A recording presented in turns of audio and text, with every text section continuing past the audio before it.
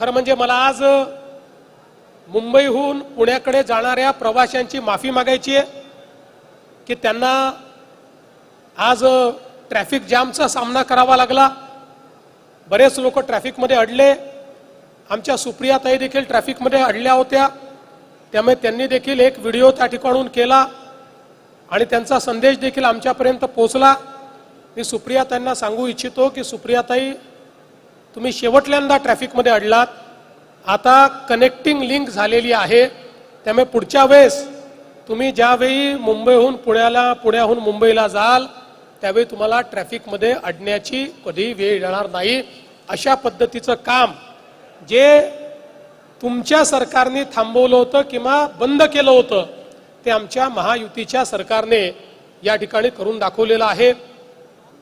खरं म्हणजे या प्रकल्पाचं एकच महत्त्व हे आहे की 1661 साली छत्रपती शिवरायांनी कारतलब खानाचा घेरा मोडण्याकरता उंबरखिंडची जी लढाई केली होती ती इथेच केली होती।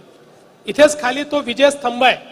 आपल्याला माहिती आहे लढाई अशी आहे की ज्या ठिकाणी लाखाच्या फौजा 5000 मावळ्यांनी कापून टाकल्या, महाराजांनी स्वतः नेतृत्व केलं।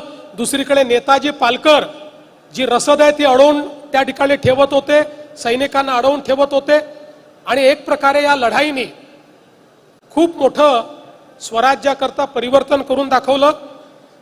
त्यामुळे ही जागा अतिशय महत्त्वाची, अतिशय ज्याला आपण आपल्या सगळ्या स्वराज्याकरता एक पवित्र अशा प्रकारची जागा आहे।